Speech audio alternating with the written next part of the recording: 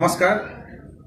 আজি মই আপোনালোকৰ সন্মুখত আহিছোঁ ব্যক্তিগত শাখাৰ শিক্ষক শিক্ষয়িত্ৰীৰ লগতে চতুৰ্থ বৰ্গৰ কৰ্মচাৰী বৃন্দসকলৰ কি পৰিৱেশ পৰিস্থিতিত এই 6 মাহ লকডাউনৰ মাজত তেখেতসকলৰ পৰিৱেশ পৰিস্থিতিৰ ওপৰত বেছ আৰু মোৰ এই বক্তব্যৰ জৰিয়তে মই অনুৰোধ কৰিছোঁ যাতে অসমৰ মুখ্যমন্ত্ৰীৰ লগতে শিক্ষামন্ত্ৰীও যাতে মোৰ এই বক্তব্যটোৰ দৃষ্টিগোচৰ হয়। যি দেখা পাই আছোঁ যোৱা 6 মাহ ধৰি লকডাউনৰ ব্যক্তিগত শাখাৰ যি স্কুল কলেজ লগতে জাতীয় বিদ্যালয়বোৰ আছিল, ইংলিছ মিডিয়ামবোৰ আছিল, তেখেতসকলৰ শিক্ষক শিক্ষয়িত্ৰীৰ খুবেই অচল অৱস্থা হৈ গৈছে। তেখেতসকলৰ চলিব নোৱাৰা অৱস্থা হৈছে, কাৰণ স্কুল কলেজ যেতিয়া খোলা আছিল তেতিয়াই তেখেতসকলক 2-3 হাজাৰ 5 হাজাৰ টকা দৰমহা দিয়া হৈ আছিল মাহত। কিন্তু 2-3 হাজাৰ 5 হাজাৰ টকাত তেখেতসকলৰ পৰিয়ালটো কেনেকৈ চলিব? ছাপ'জ এজনৰ ঘৰত মই দেখা পাইছোঁ 3-4জন সদস্য আছে। এই 4জন সদস্য থকা স্বত্তেও এই তেখেতসকলে কেনেকৈ জীৱন যাপন কৰিব এই 4 হাজাৰ টকা 5 হাজাৰ টকায়? কিন্তু বৰ্তমান সময়ত 6 মাহত তেখেতসকলৰ 1 পইচাও পোৱা নাই। কিন্তু 1 পইচা পোৱা নাই, তেখেতসকলৰ অৱস্থাটো খুবেই অচল হৈ গৈছে। সেইকাৰণে মই অনুৰোধ কৰিছোঁ অসমৰ শিক্ষামন্ত্ৰীৰ লগতে শিক্ষা ডিপাৰ্টমেণ্টক যাতে ব্যক্তিগত শাখাৰ যিবিলাক শিক্ষক শিক্ষয়িত্ৰীসকল আছে তেখেতসকলৰ অৱস্থাৰ পৰিস্থিতিৰ বুজ লোৱাৰ কাৰণে মই তেখেতসকলক আহিবলৈ আহ্বান কৰিছোঁ, যাতে তেখেতসকলে কেনেকুৱা পৰিৱেশত জীৱন যাপন কৰি আছে, তেখেতসকলৰ কিহৰ অভাৱ হৈ আছে, সেই অভাৱবোৰ পূৰণ কৰিবলৈ ওলাই আহিবলৈ মই শিক্ষামন্ত্ৰী ডাঙৰীয়াৰ লগতে অসম চৰকাৰক আহ্বান কৰিছোঁ যে আপোনালোকে এখেতসকলক কেনেকৈ আমি মানৱ গঢ়াৰ যি শিক্ষক শিক্ষয়িত্ৰীসকল আছে তেখেতসকলে মানৱ গঢ়াৰ সম্পদ হিচাপে আমি গণ্য কৰোঁ শিক্ষকসকলক। তেখেতসকলে ইমান কষ্ট হৈ আছে 6 মাহ লকডাউনত তেখেতসকলে বৰ্তমান সময়ত আত্মহত্যাৰ পথ বাছি লৈ আছে। আত্মহত্যাৰ নিচিনা বেয়া পন্থা হাতত ল'বলৈ ওলাই আছে। তেখেতসকলে খোৱাৰ কাৰণে দুবেলা দুমুঠি বৰ্তমান নোহোৱা হৈ গৈ আছে। অন্যৰ কাৰণে তেখেতসকলে বেলেগৰ আশ্ৰয় ল'বলগীয়া হৈ আছে, বেলেগৰ ধাৰে ধাৰে যাবলগীয়া হৈ আছে।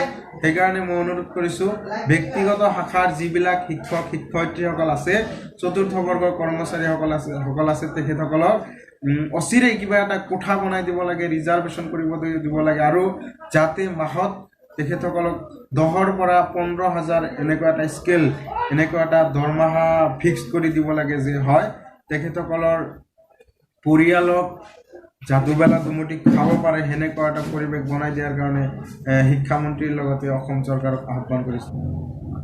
ব্যক্তিগত শাখাৰ যিবিলাক শিক্ষক শিক্ষয়িত্ৰীসকল আছে তেখেতসকলে হাইলি কোৱালিফাইড। আজিৰ তাৰিখত ক'বলৈ গ'লে আমি সকলোৱে গম পাওঁ তেখেতসকলে BEd আছে, DLEd আছে, তাৰপিছত first class BA, first class MA, এনেকুৱা ব্যক্তিৰ ধাৰাই ব্যক্তিগত শাখাৰ যিবিলাক শিক্ষাখণ্ড অনুষ্ঠান প্ৰতিষ্ঠান আছে সেইবিলাক অনুষ্ঠান প্ৰতিষ্ঠান পৰিচালনা কৰা হৈ আছে। এনেকুৱা শিক্ষক শিক্ষয়িত্ৰীসকলক আজিৰ তাৰিখত বহু উদাহৰণ দেখিব পৰা যায়। কিন্তু তেখেতসকলৰ যি ন্যূনতম এটা মাচুল দিয়া হয় 2ৰ পৰা 3 হাজাৰ টকা, এই 2ৰ পৰা 3 হাজাৰ টকায় তেখেতৰ পেট নচলে। পেট চলা দূৰৰ কথা, তেখেতৰ গাড়ী ভাড়া পৰ্যন্ত নহয় 2-3 হাজাৰ টকা। সেইকাৰণে মই অনুৰোধ কৰিছোঁ ৰাজ্য চৰকাৰক লগতে শিক্ষামন্ত্ৰী ডাঙৰীয়াক যে এনেকুৱা ব্যক্তিগত শাখাৰ যিবিলাক শিক্ষক শিক্ষয়িত্ৰীসকল আছে তেখেতসকলৰ পাৰিশ্ৰমিক হিচাপে মাহত মাচুল হিচাপে মই ক'ব খুজিম 10ৰ পৰা 15 হাজাৰ টকা এটা লাগে।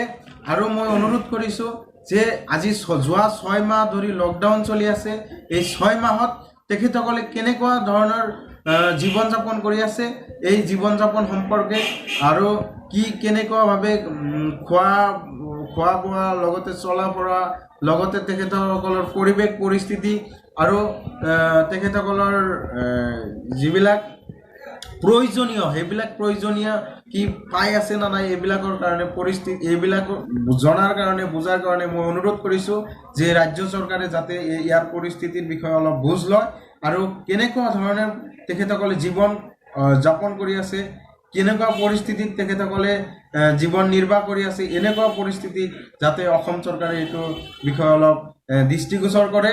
আৰু মই অনুৰোধ কৰিছোঁ যাতে যি কোৱা হৈ আছে যে ছেপ্টেম্বৰৰ পিছত স্কুল কলেজ নখোলা অৱস্থা হৈছে ব্যক্তিগত শাখাৰ লগতে চৰকাৰী শাখাৰ, কিন্তু এই যোৱা যি আৰু যে আহি আছে ডিচেম্বৰলৈকে মই এটা অনুমান পাইছোঁ তথ্যৰ ভিত্তিত। সেইকাৰণে মই অনুৰোধ কৰিছোঁ যে ইমান দিন ধৰি যে ব্যক্তিগত শাখাৰ শিক্ষক শিক্ষয়িত্ৰীসকলৰ লগতে চতুৰ্থ বৰ্গৰ কৰ্মচাৰীসকলে যে মাচুল নোপোৱা অৱস্থা হৈছে, তেখেতসকলৰ কেনেকুৱা জীৱন যাপন কৰি আছে এই বিষয়ে অলপ হ'লেও আপোনালোকে সঁহাৰি দিয়ক। এখেতসকলক যাতে